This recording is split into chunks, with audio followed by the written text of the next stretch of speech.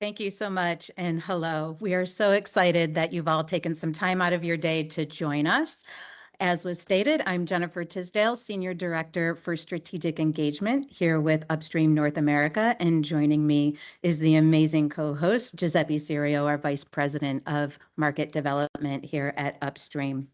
We're here today to talk about the Automotive and Smart Mobility Global Cybersecurity Report that Upstream has published and is preparing to put out into the world later this month in just a few short days.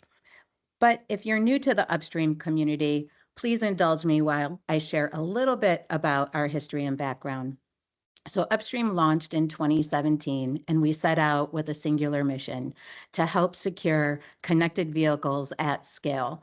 And since that time today, in 2026, I am very proud to report that we are not only securing millions of connected vehicles on the road and additional mobility assets, but we are also being leveraged through our data analytics platform for proactively detecting quality issues within these same vehicles. And it has been an amazing and exciting last couple of years here at Upstream, and we're excited to share that with you.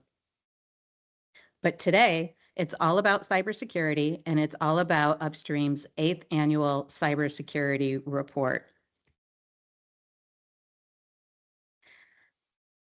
I'm newer to the company. I've been here about 6 months, but I've been a tremendous fan of the report that Upstream has put out every year. And I'd like to give a quick shout out to our research team and our marketing team who do such an amazing job for pulling this report together so seamlessly every year. But Giuseppe, you have a longer history with the company, and I'm hoping you can share a bit about the importance of this report, what it's meant and done for the industry at large.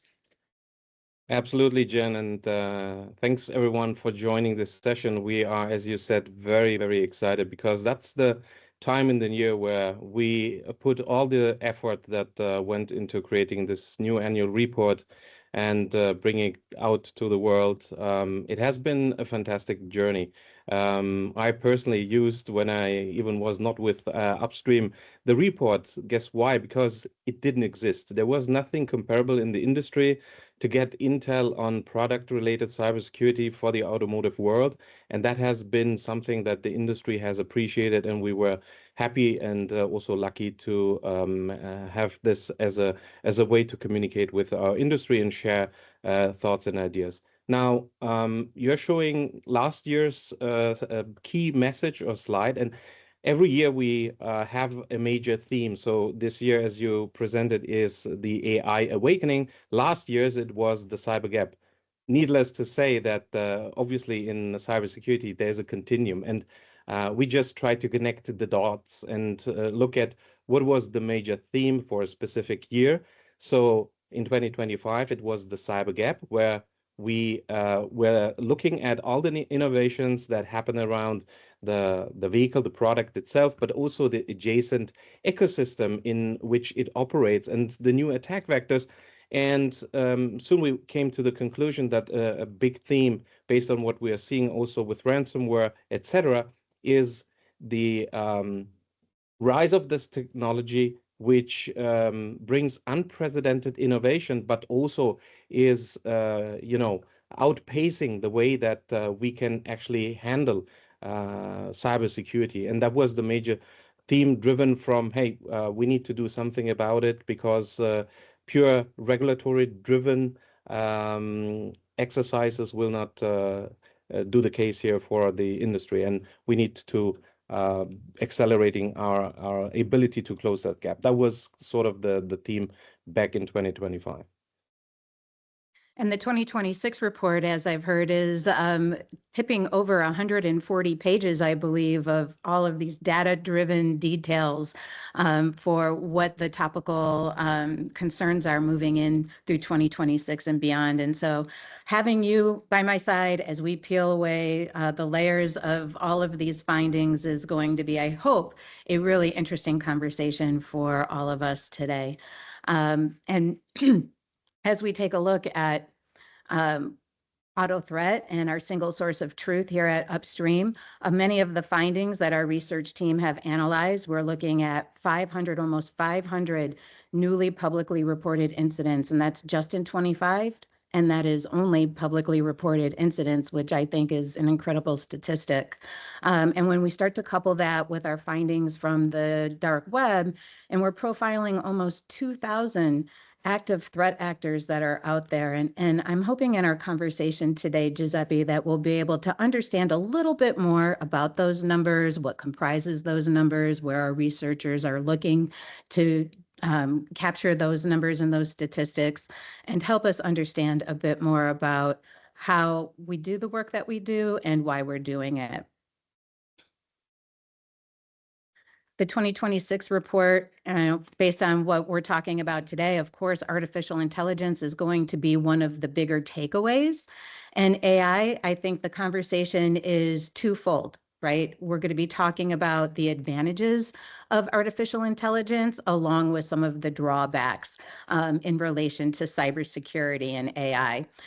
The other big takeaway is ransomware attacks in the industry, where they've been, where they're going, and what we're going to be able to do to address them moving forward. For those of you that had the opportunity to attend CES this year, it was just a few weeks ago, but it almost feels like a lifetime at this point. The topic of the day is physical AI, physical artificial intelligence. And what does that mean? If you have to catch up, it's simply the intersection for where AI is interfacing with our physical world. So think about connected vehicles, robotics, drones, manufacturing floors, etc. And we had several industry announcements that came out, Giuseppe, in just the last few months, it seems, on the subject of artificial intelligence. Can you share a little bit about that? Yeah, sure. And the core of physical AI is actually that the actions, the activity is taken over by the AI. So there is no longer human intervention. It's the AI that is taking control. And as we see here, there have been plenty of examples in the last year where companies are going big into AI.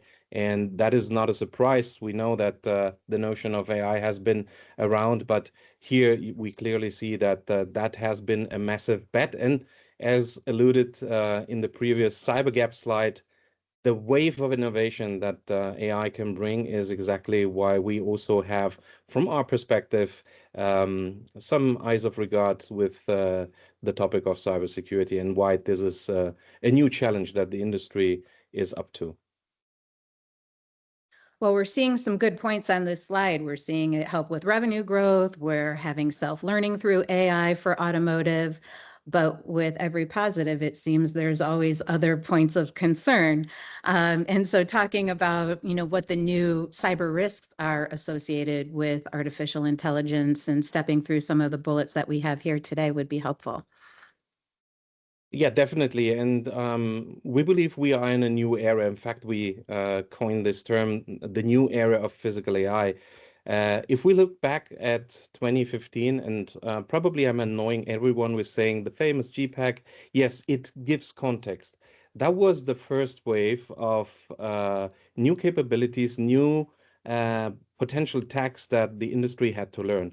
And what we are trying to say here is that with the new era of physical AI, actually, we are introducing new risks, which are all, or many of them are net new. So we don't know exactly what to expect, or maybe we don't have all the answers right now. And that's why it's important to deal with it and understand what is the possible and ultimately what are the risks that organizations need to mitigate and address.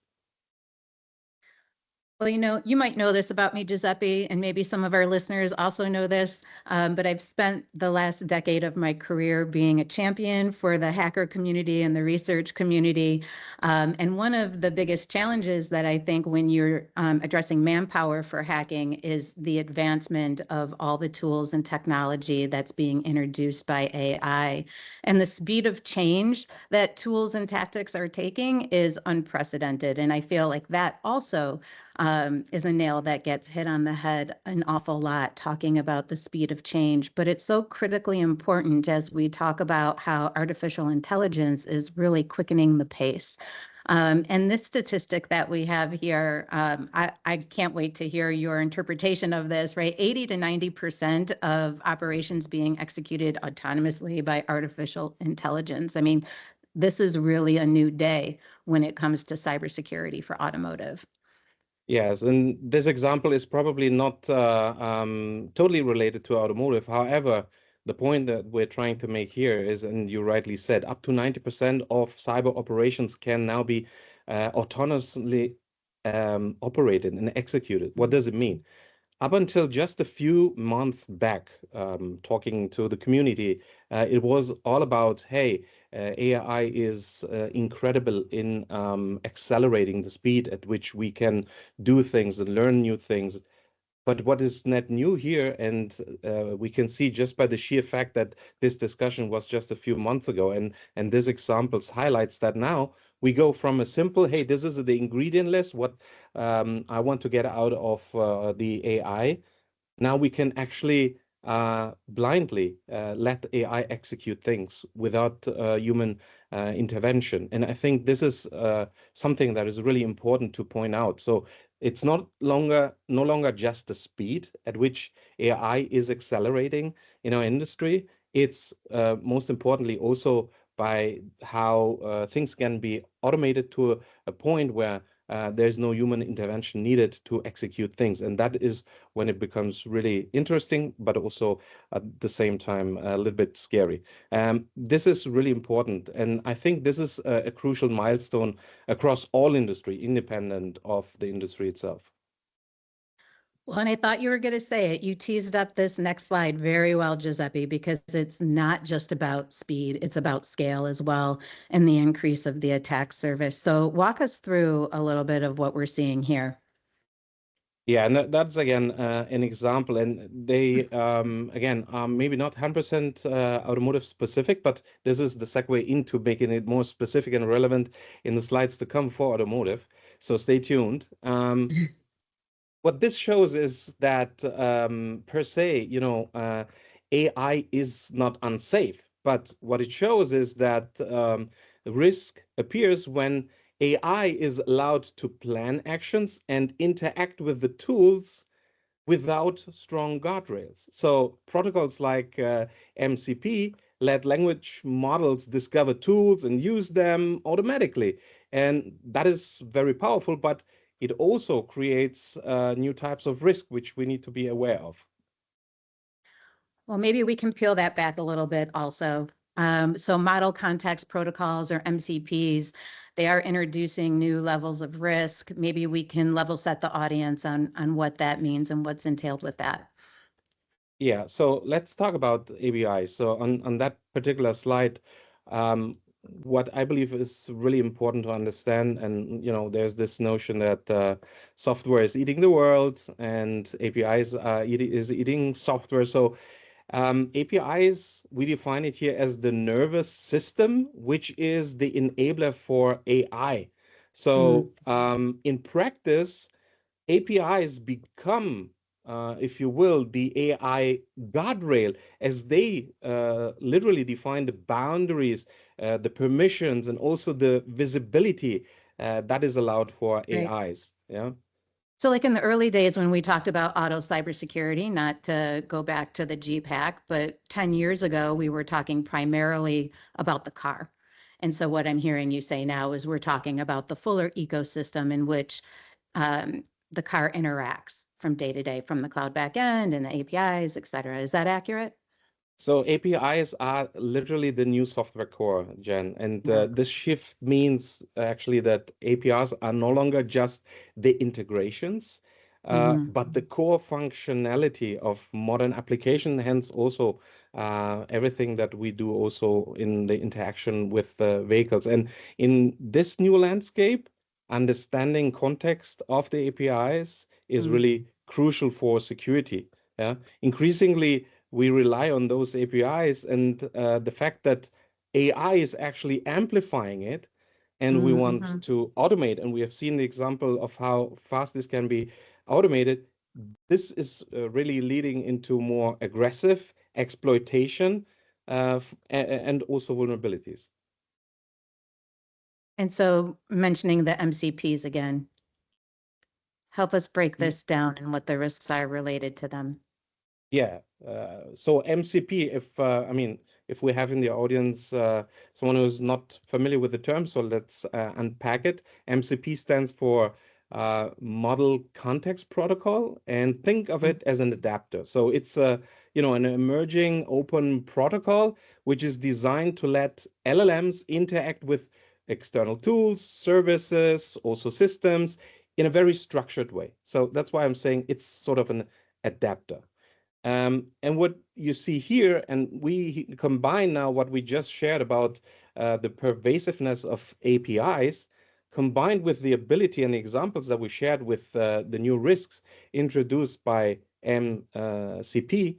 What it really means is that there are totally new ways to attack, like doing reverse engineering on endpoints, craft malicious requests to bypass the guardrails of which I was talking about, or abuse credentials in phishing. And we will talk later why credentials are so critical in today's mobility world. Also, the supply chain exposure. I think that's really, really important. But also, and I think this is where it's getting really interesting, is the prompt injection. Why? Because the prompt injection is something that, as I illustrated earlier, we can now craft malicious text or even voice inputs that is designed to trick the AI in executing things that were unintended. So the notion of the business context and what should be allowed and what not becomes really important to allow actions or not allow them. Yeah, it's really telling when the scale of the problem is being paid attention to, not just by industry, but by professional organizations like OWASP, when they start putting time and energy and resources behind addressing these issues. And so it's really interesting to me, the top 10 for MCP put out by OWASP. Do you have any insider information or any additional perspective on what OWASP is doing in this regard? Yeah, interestingly enough, I think everyone is familiar with the OWASP top 10. But this group is now working on sort of a new top 10, which is related and specific to the MCP issues that I was explaining earlier. So the highlights of what this group wants to look at is looking at threats, which includes things like prompt injection, shadow MCP servers, or privilege escalations, command injections and execution, and much, much more. So we see that the top 10 that we know from the API world now is being extended to the very concrete risk of MCPs in the new AI area that we are in. And with that, we have real life examples that help deliver this message home, I think. Yeah, so this is one of the example, a very stark illustration, I would say, of what emerged mid 2025 when attackers were actually able to exploit vulnerability in an AI-driven module, and that was part of an enterprise CRM platform. Remarkably, that type of breach rippled down way beyond the pure IT boundaries, and the attackers were able to compromise this automotive OEM and demonstrating how effectively AI-powered third-party services can open very indirectly pathways into automotive ecosystem itself. And I think this has been one of the remarkable examples of the new area that we are trying to sketch on the horizon here. Yeah, so it's in particular about phishing, about this notion of vishing, as I mentioned, video capturing, and also putting PII at a very high risk. And we will explore why that PII is so substantial. So what I'm hearing you say, and I don't think it's too surprising to many of our listeners today, is that through artificial intelligence, how it's changing the game is it's lowering the barrier to entry in a few different regards. It's cheaper to do it, it's faster than ever to do it, and it's easier than ever to do it, meaning largely that attackers don't necessarily need to be automotive experts, right? They can buy tooling kits and launch AI attacks in new and for them affordable ways, which creates headaches for us in the industry. Um, it's easy to see when we look at this slide, and apologies for the trigger finger earlier, getting too far ahead of myself. But these number of incidents are, I mean, this story is incredible, right? To look historically from 2010 to present day, nearly 2025, and seeing this rapid uptick of incidents. I think that this is something that the industry knows, but maybe understanding and parsing out the numbers would be very helpful, Giuseppe, if we could talk through these numbers. Yes, and I mean, in generally speaking, there's no surprise that the number of incidents continues to surge. That's not limited to automotive. You know, with innovation, as we mentioned, more software everywhere, we will see continuing this type of rise. However, looking a little bit under the hood, it's really interesting to see that the catalyst of the incidents compared to the previous year are ransom related. And I think that's very interesting data point. If we look at 2024, that number was roughly 25% of the rise. Now we are almost doubling that number. So ransom is becoming the new sport in our mobility industry, one could say. And I think that is a really remarkable, going from early embryonic experimental activities, maybe now to something that is really nearly half of the rise of the new incidents that we see. And that's a really important aspect to point out. Well, let's double click on that ransom keyword here. In 2025, I think it was September, if I'm remembering the notes properly, that we had a European OEM making global headlines, which nobody wants to have happen. Maybe we can discuss this ransom attack that occurred in September. Yeah, I think we cannot not discuss this in the annual report because it was one of the remarkable incidents that happened, and there's no finger pointing here.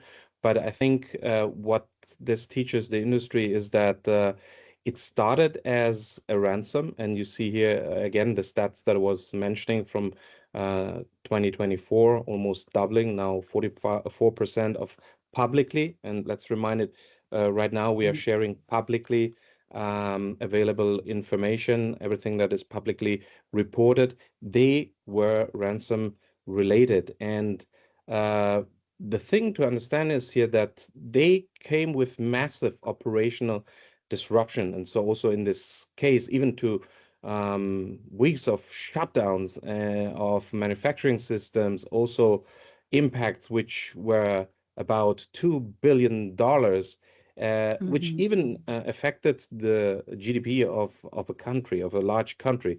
So this is the scale. And, already 2 years ago, I think in the report 2023, we added some flavor to the simply numbering and do the tally of how many incidents. We looked at what is the impact. And I think that was the right time to start looking at it, because these unprecedented massive scale of attacks is exactly what we need to talk about. So one single event, one single vulnerability can lead to something catastrophic, which is even reducing a national GDP. I think let that sink in for a moment. I think this is what we are up to in the industry. But there's no way these ransom attacks are impacting vehicles directly, are they, Giuseppe? Yeah, that's a very interesting slide, Jen. So we have obviously a lot of discussion with peers and customers, and we talk, and oftentimes we hear, yeah, but ransom doesn't happen, or at least there are no examples that will affect the product side of the house, so the vehicles. Um, One could argue that there has been enough white hat examples where this was possible, but for some reason it was not acknowledged that at the end of the day, if it's a white hacker or a black hat, so the real bad guys, it's a matter of just looking at the examples that we're up to. And in this particular example, what is really remarkable, so this is a real attack, and folks asked ransom to unlock the ability to, open doors and get access to vehicles. I think in this particular example, we saw that a growing number of Russian buyers of Chinese vehicles. These vehicles heavily relied on cloud services, so remote controls, etc. And all that was tied to Chinese phone numbers. And those Chinese eSIMs were actually the weak link here in this case when the cars were imported via outside of the official channels. The owners kept those overseas account, and what happened is that the attackers exploited this weak link by hijacking the master account, and authentication was something like I need an SMS code or something. So nothing really sophisticated here. And they demanded, I think I mentioned it, north of $3,000 per vehicle to unlock the blocked vehicles from getting access to. So this is it. Well, ransomware is also on the product side, and this is not just a white hat example. It's the real world. This is something that really happened, and we need to take a notion in the industry about this. And you mentioned the word possible, and I think that's something the industry continues to learn how to balance the art of the possible in terms of hacks and cybersecurity issues, balanced by the probability, the science of the probability of that. And it feels like it's starting to right size itself or rebalance itself in terms of what we once thought to be possible, but not probable, is now starting to increasingly become probable and worth reassessing as an industry for where we prioritize and how we prioritize cybersecurity.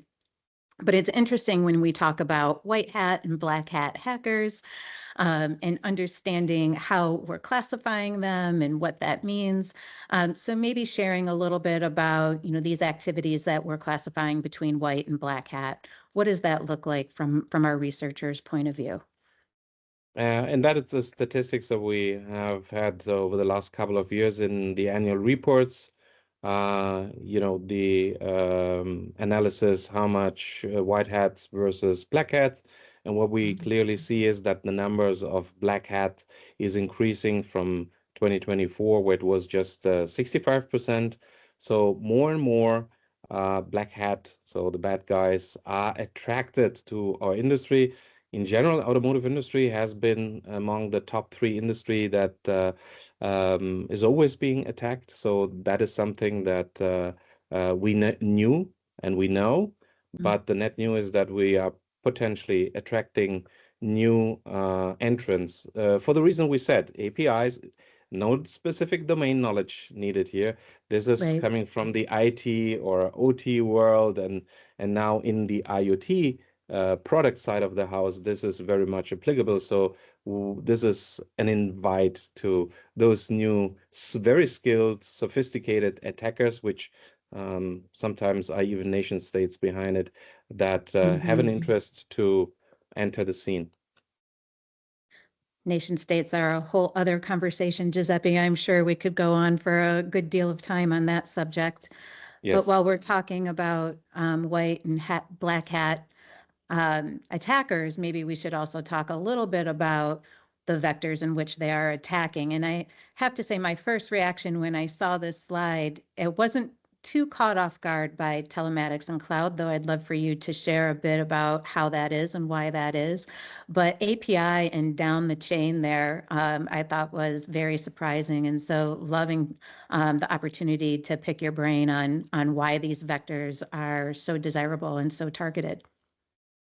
Yeah, first of all, it's important to get some context about this slide. So what we count here is, and we are very conservative because, again, this is publicly reported incidents.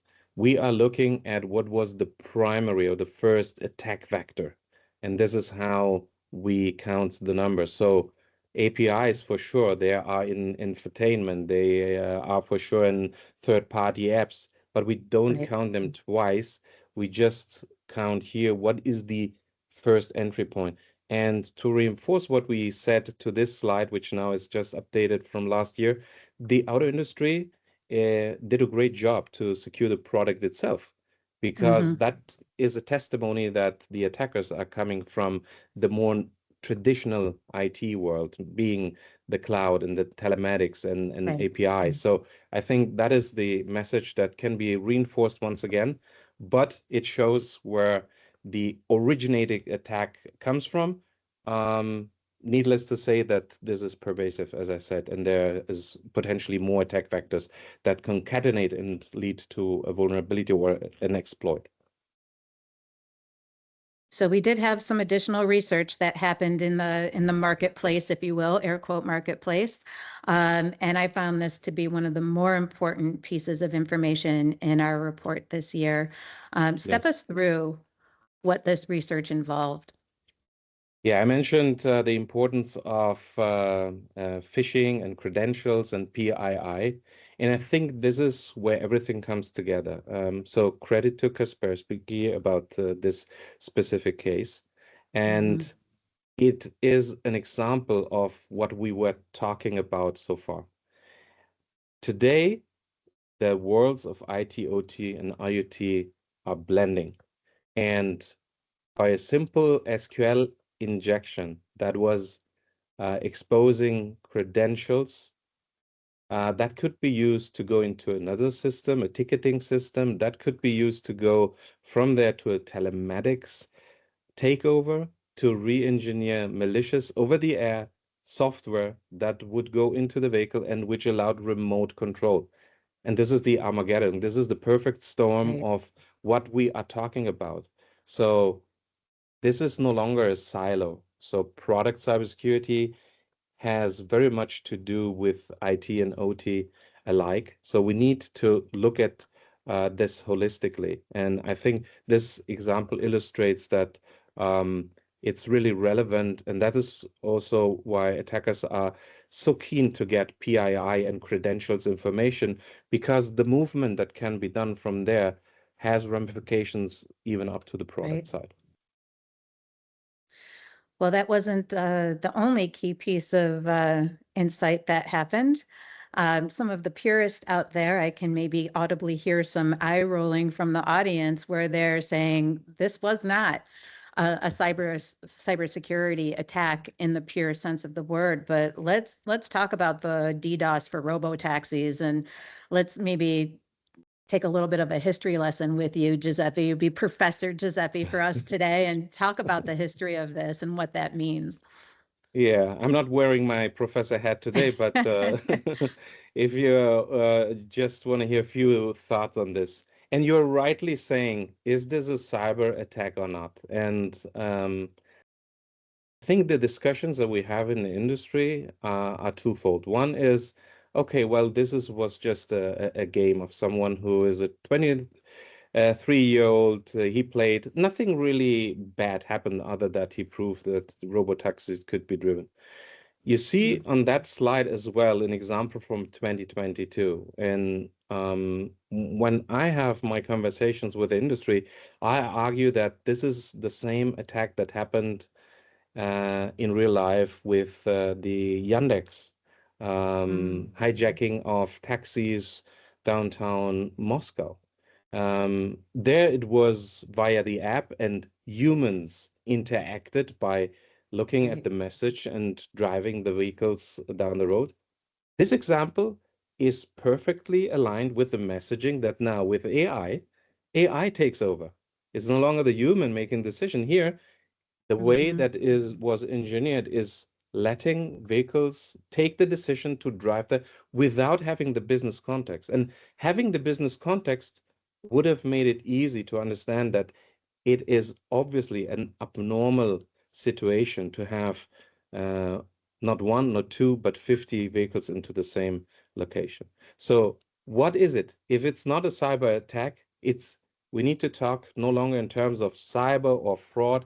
I think the thought-provoking topic here is we should talk about operational disruption and Right. cyber being just one phenomena, one phenotype of that. So I think this is the key message that we believe is suggesting these types of examples. Well, and up until this moment, we've been talking only about research and attacks that have been publicly disclosed. But as we start to investigate the deep and dark web, what really is unsettling is what attackers are saying when they don't know you're listening. And so let's talk about that for a minute, Giuseppe. Let's review these numbers and sort of parse out what they mean as we address dark web threat. Yes, maybe before we do that, I see Mhm. that there is a poll out there, and if in the Oh, audience we have anyone interested in scheduling a private report review, um, we're happy to do so. So feel free to share that with us. Yes, going to what we know and why we know what we know.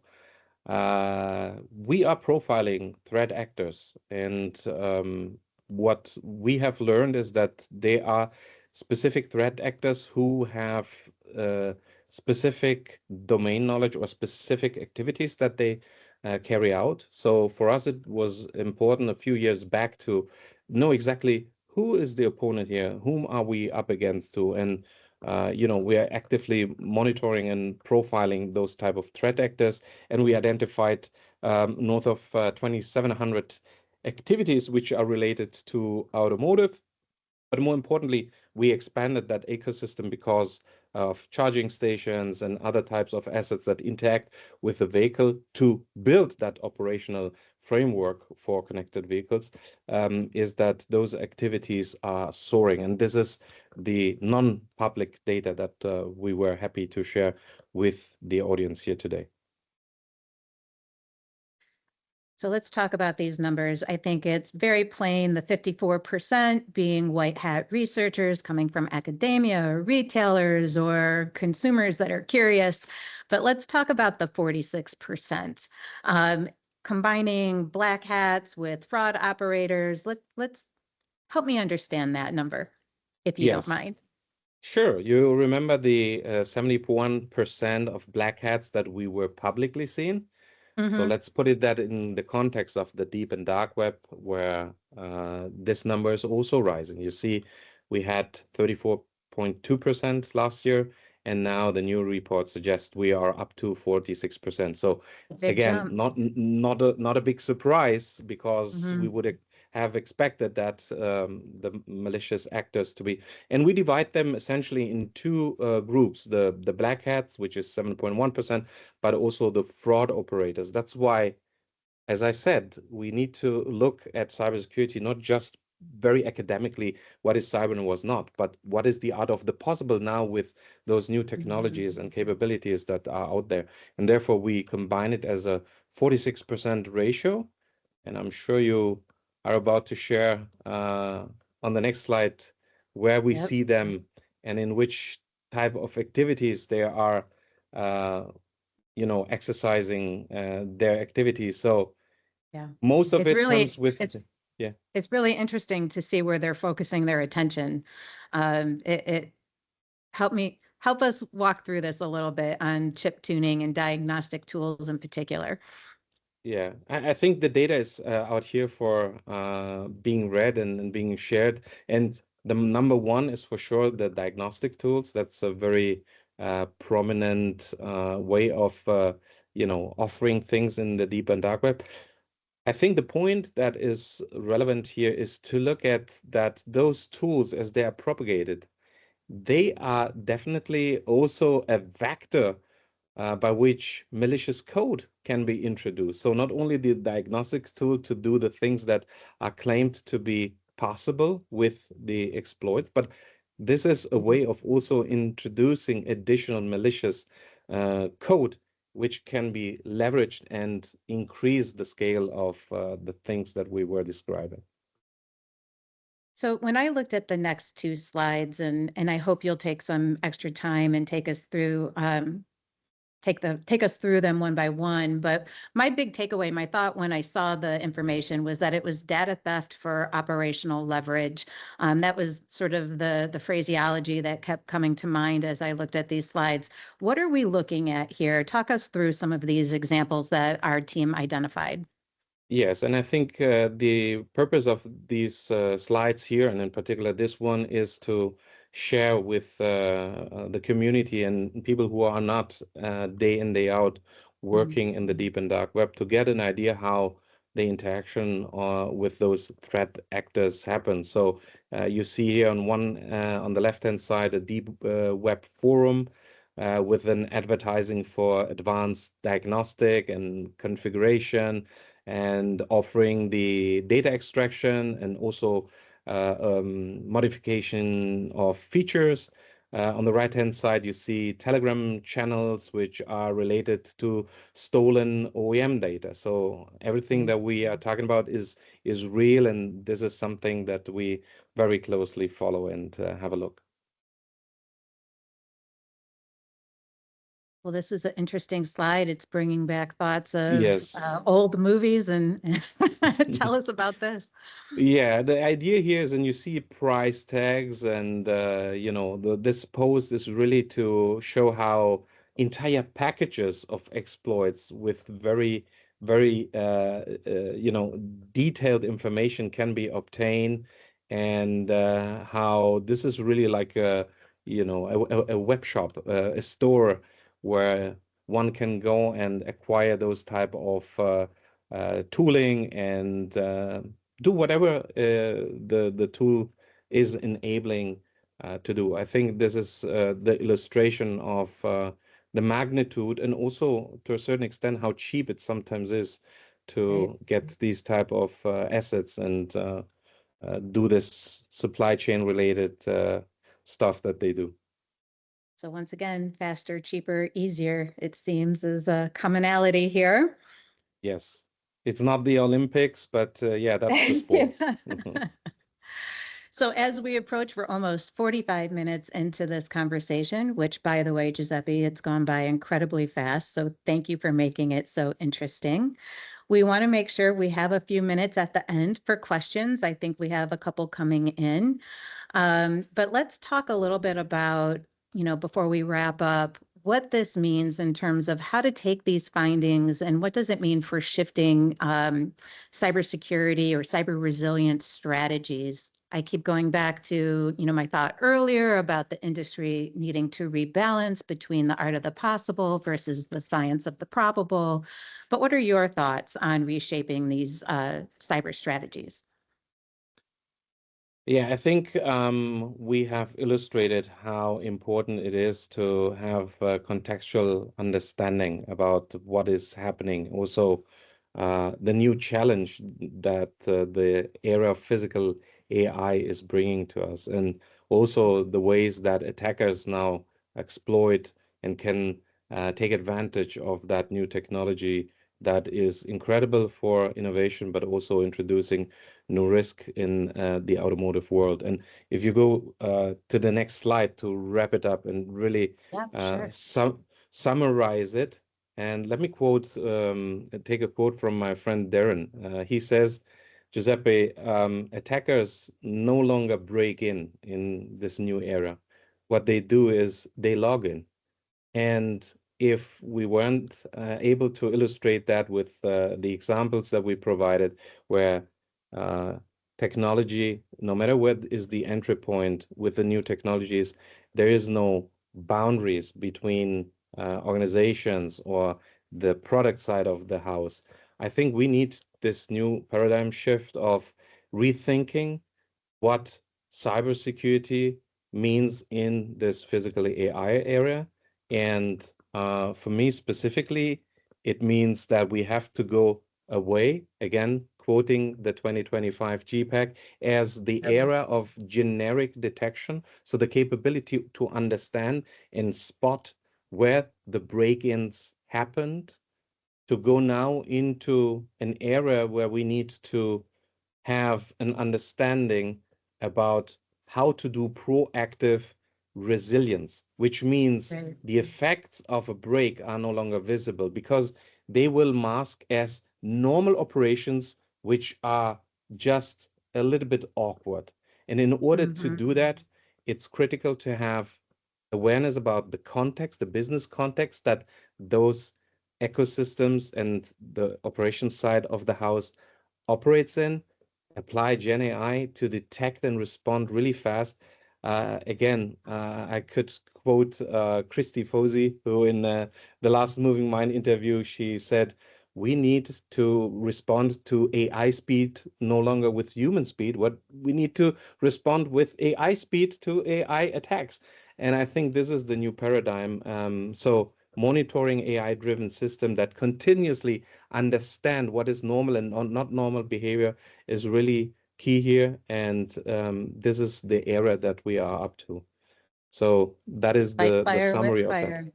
Yeah, I We love that. need, And what a great quote by Darren and Christy as well. So very absolutely. impactful commentary. Thank you so much. And as we look ahead, talking about some of our favorite quotes, the 2026 annual report, available on 18 February for download, will feature several predictions from industry experts, not just here at Upstream, but across the industry as well. And here are some of the logos of people who provided predictions for 2026. And I'm super excited to read those. I haven't had a glimpse into that yet. And as we wrap up, we'll be able to take time for some questions now, I believe. If our good moderator will pop back on and help us with that. Hello, yes, I'm back. Right, Hello. yeah, let's dive into that Q&A. Just a reminder to the audience, you can submit your questions using the Q&A button. It's the two overlapping speech bubbles you'll find at the top of your screen. But one question we have here at the top, guys, asks, how have manufacturers responded to the JLR attack? Are regulations changing in response to these types of cyber incidents? I'll hop in from the US point of view. I don't think we're seeing any change to regulation yet as a direct result of that, but I would submit that there are conversations happening in the background, and my perception and information that I've been privy to tells me that the industry is talking about it behind closed doors and not necessarily for a public audience yet. Yeah, maybe to add to that, I think that if we look, at the ecosystem, probably no single new regulation or specific, outcome has been driven out of that. But what I see personally, and this is my opinion, I see in the market that there are three observable actions that really are happening. So it triggered the discussion. The fact that we're talking about it is something that creates awareness. Regulators and also policymakers got attention, and we are acknowledging that the automotive industry indeed is systemic and relevant for critical infrastructure. And I think this is something that has brought it also to the attention of the C-level, where this is something that is being taken serious. Not to say that it wasn't taken serious before, but it's an additional, element to look into cyber as a way of keeping the operational ability, because this is what this example teaches us. Yeah. I mean, and policy making isn't quick, right? It can be a slow and cumbersome process and oftentimes struggle to keep up with new technology in many of the same ways that industry might. But I would put a vote out for increased best practices and getting industry engaged through their local organizations and professional development teams to help cultivate and shape what best practices look like as a quicker answer before regulation can become a reality would be my suggestion.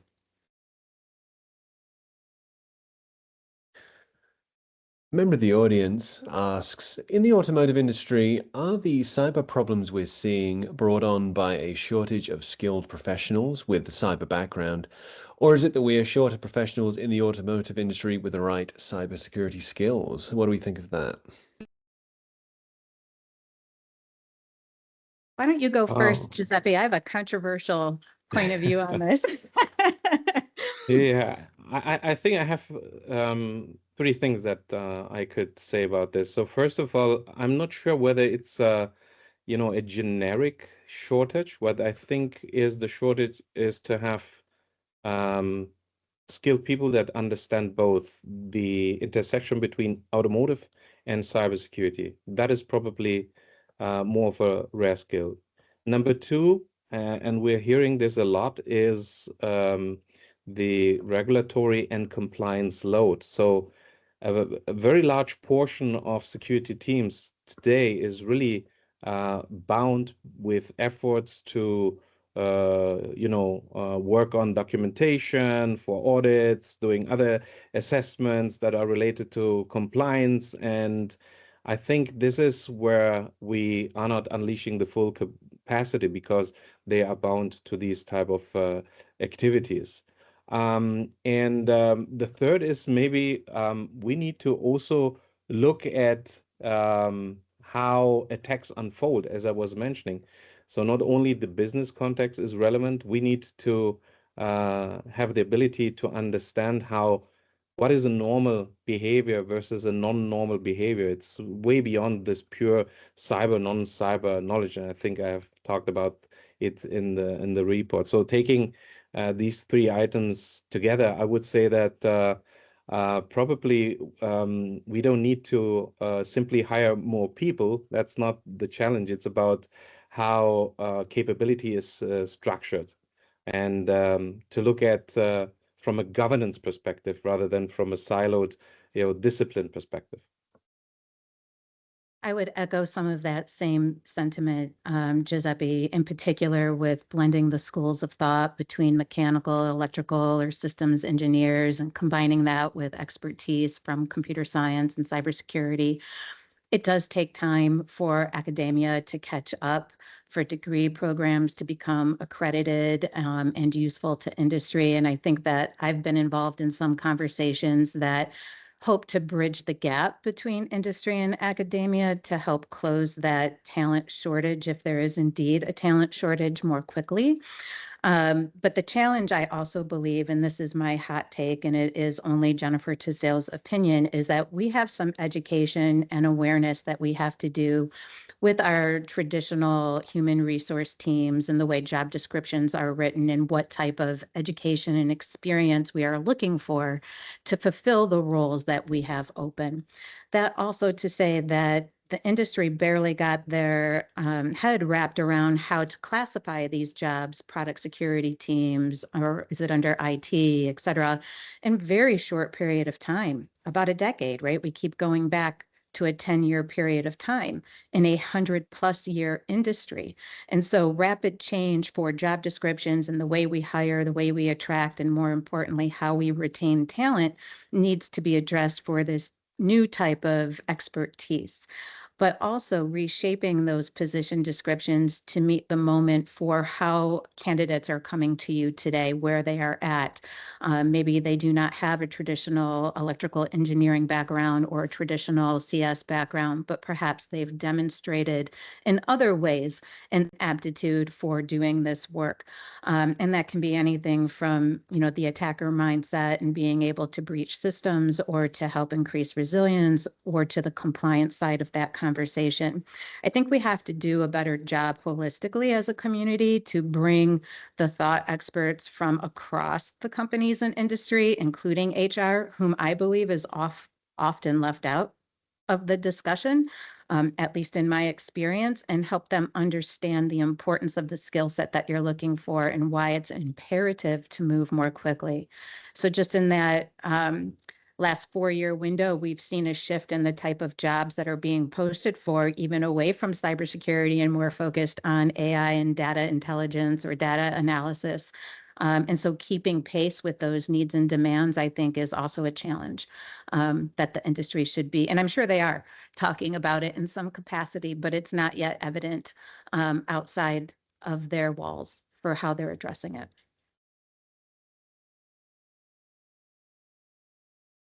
Another question we have here, how can we ensure cybersecurity implementations become more robust without restricting more access for the aftermarket and independent repairers? Are there any best practices that you can share? I think that's $1 million question. And I wish I had $1 million answers. But it teeters very close to a right to repair conversation in my mind. And it starts to pull apart some, hot topics in that regard. But, one of the things that I think we can all do better at is being able to refocus accessibility, right? A risk-based access point versus maybe more a blanket restriction for systems and networks. But I will also use this opportunity to put a plug in for continuous monitoring. I think it's a relatively easy solution that everybody can integrate at varying levels of capability and capacity, and it helps open the door and advance your team's initiatives to getting more to that goal, to be able to monitor activity more holistically, even in aftermarket. Yeah, as you mentioned, Jen, I think this is a very controversial topic. So I will frame it as my opinion, my 2 cents here. I don't think that, third party or aftermarket in the context of cybersecurity is really something that are opposing objectives. What I really think is that the challenges arise when it's framed primarily as a restriction. So if we go away from this notion of restriction and we maybe frame it more of governance, then we could clearly define whether it's defining the permissions that are needed to do specific actions or responsibilities, regardless of whether this is an actor in an OEM or a partner or even an independent third-party provider. So I think it's less about preventing access and more about ensuring that the right access is there, it's appropriate, and we can audit it, and it's well understood. And then it becomes, for me, something that is a strong identity, a very clear defined role, and it's very transparent, where it allows the system to remain secure and also provide the access into a diverse or competitive market.